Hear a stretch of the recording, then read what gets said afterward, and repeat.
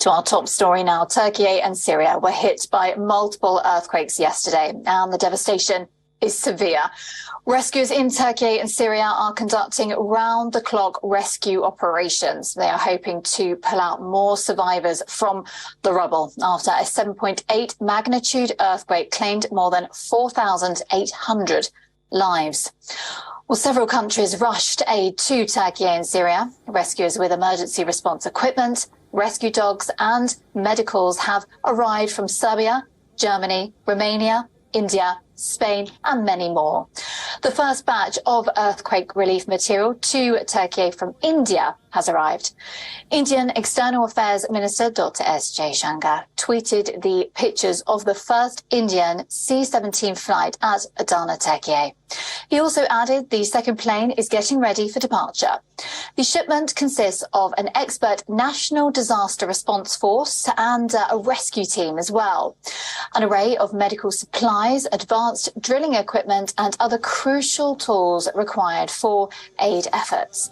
Well, the United Arab Emirates has pledged humanitarian assistance worth around $13.6 billion to Syria. The UAE has said that it is planning to establish a field hospital in Turkey and will also send search and rescue teams to Syria, along with urgent relief supplies and emergency aid as well. The head of the United Nations is also calling on countries around the world to respond with generosity to dire humanitarian needs. While outlining his priorities for 2023 at the start of the General Assembly, UN Secretary General Antonio urged for humanitarian aid.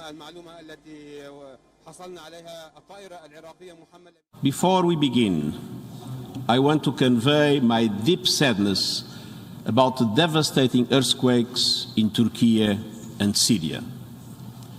I extend my condolences to the families of the victims.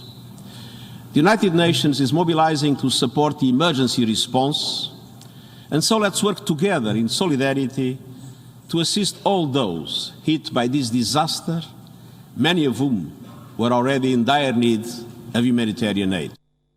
Meanwhile, a top UN humanitarian official in Syria says damage to roads, fuel shortages and harsh winter weather in Syria are hampering the agency's response.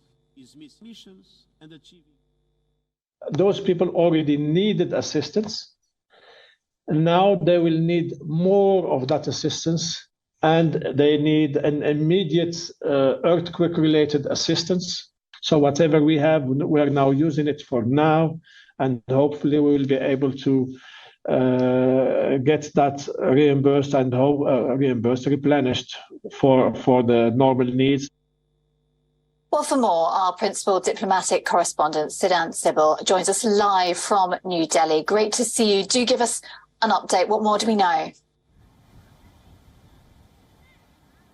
Well, I can talk about the Indian support. We know that the first military plane, when it comes to relief and rescue efforts from India, has reached Turkey earlier this morning, and a second plane is expected to leave shortly. What India has been doing is sending relief and rescue teams, including the rescue dogs and, of course, humanitarian support. A short while ago, the Turkish ambassador to Delhi spoke to WION and appreciated Indian support when it comes to the ongoing relief and rescue operations. But we know in the past India has kept up its support to the countries in the region and outside as well. After the 2004 tsunami that struck the Indian Ocean region, India emerged as a major supporter in terms of humanitarian support. In COVID crisis, India sent out vaccines to the country, including essential food and relief supplies. And when Turkey was hit by the earthquake, the Indian Prime Minister Narendra Modi immediately took stock of the situation and directed the efforts to be sent to Turkey. And we have seen within 24 hours, Indian military planes are there in the country with relief and rescue teams and efforts. In fact, a field hospital is soon to be established by the Indian Army, which will help provide the relief and rescue. Siddhant Sibal, thank you so much indeed, joining us from New Delhi today, our principal diplomatic correspondent here at WION.